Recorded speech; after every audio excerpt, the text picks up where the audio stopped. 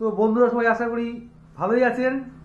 তো আজকে সানডে, আজকে যাব ডিব্রুগড় থেকে আইথানে আমরা একটা পিকনিক করব। পিকনিকটা রেডি পিকনিক, চলুন সঙ্গে রাস্তাও দেখাবো আর পিকনিক স্পটটা ঘুরে দেখবো।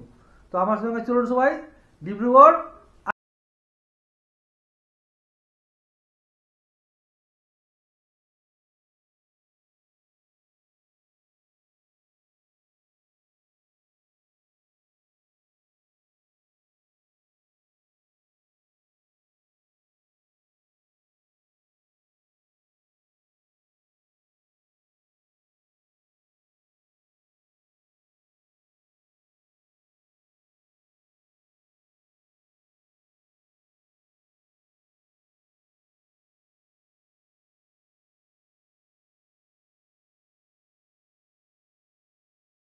রোড ধরে এখান থেকে যাব আমলাপট্টি, আর সেখান থেকে মোহনাঘাটের দিকে যাব।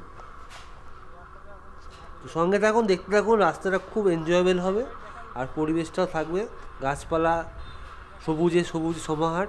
সঙ্গে থাকুন।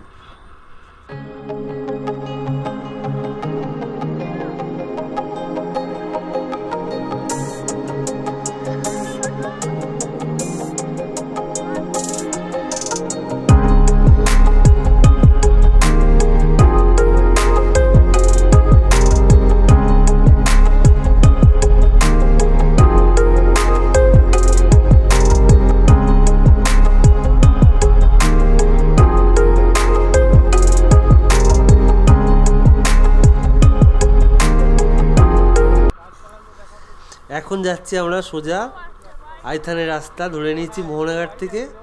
এই রাস্তাটার সৌন্দর্য অসাধারণ। এই রাস্তাটা নতুন করে তৈরি হয়েছে, আগে এখানে কাঁচা রাস্তা ছিল, এখন সব ব্লক বসানো রাস্তা। আর এই স্কুটি নিয়ে যখন যাচ্ছিলাম, রাস্তার দুপাশের পরিবেশটা এত ভালো লাগছিল। এই যে দেখুন আইথান গেট লেখাই আছে। আর আমরা এখন যাচ্ছি এই ভিতরে রাস্তা দিয়ে। আর এটা একটু অনেকটা গ্রামীণ পরিবেশ। ডিব্রুগড় টাউন থেকে এত কাছে এত গ্রাম পরিবেশ পাওয়া যাচ্ছে, দেখতেও ভালো লাগে। তো এখানে ডান দিকে রয়েছে ব্রহ্মপুত্র রিভার, ব্রহ্মপুত্র নদীকে ডান দিকে রেখে আমরা বাঁ দিক ধরে যাচ্ছি। আর এখানে অনেক রকম গ্রামগুলোর পর পড়তে থাকবে, মাটিকাটা গাঁও, খনিয়া গাঁও, বঙালি। তো সেই সবের ভিতর দিয়ে আমরা আস্তে আস্তে যাব ডিব্রুগড় কলি আইথানের পথে পিকনিক স্পট। আর ওখানে একটা জাগ্রত মন্দির রয়েছে। তো আজকে আমাদের উদ্দেশ্য মন্দির নয়, পিকনিক, সানডে পিকনিক। আমরা বেরিয়েছি আর ঘর থেকে সমস্ত জিনিসপত্র রেডি করেই বেরিয়েছি, কারণ এটা আমাদের ঘরোয়া ব্যাপার, এখানে রান্নার কোনো ব্যাপার থাকবে না। তো সঙ্গে থাকুন, রাস্তাটা এনজয় করুন।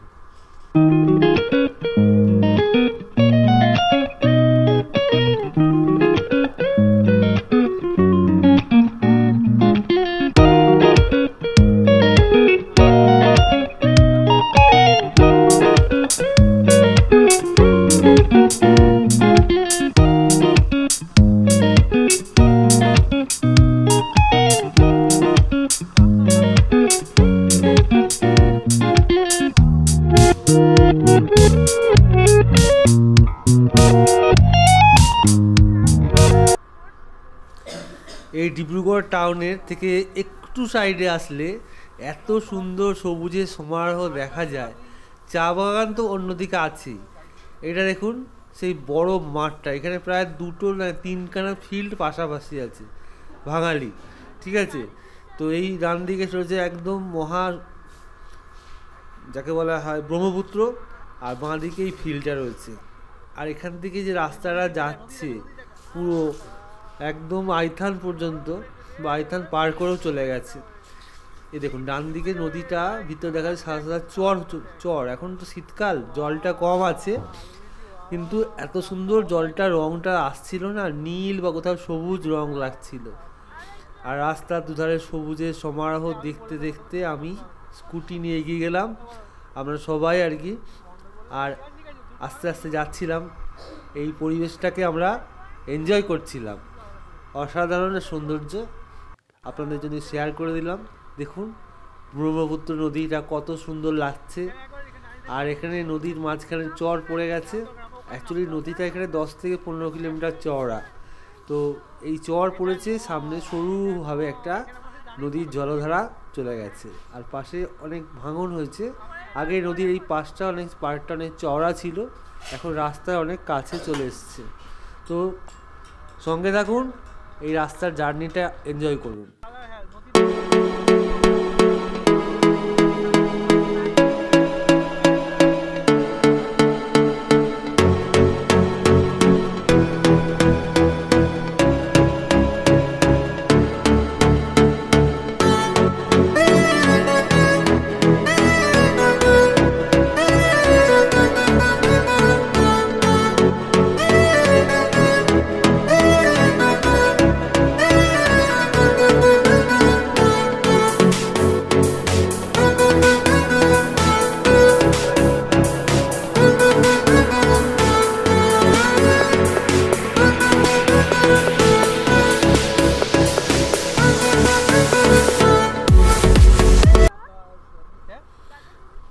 তো এখন আমরা যাচ্ছি নদীর পাশ দিয়ে, আর এই সবুজ গাছপালাগুলো কত সুন্দর লাগছে।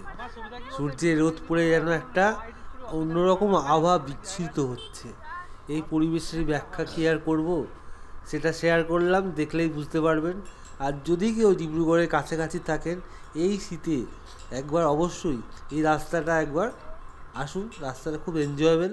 অবশ্যই রাস্তাটা জোরে বাইক বা স্কুটি চালিয়ে গেলে এই পরিবেশের মজা নেওয়া যাবে না। হাতে সময় নিয়ে খুব ধীরে সুস্থে এই রাস্তাটা জার্নি করুন। রাস্তাটা খুব ভালো রাস্তা, পিকনিকেও আসতে পারেন। আর রাস্তাটা এত সুন্দর সিনারি, মনকে মুগ্ধ করবে। তো সঙ্গে থাকুন, দেখতে থাকুন, এই গাছগাছালির পরিবেশকে আমি তুলে ধরেছি।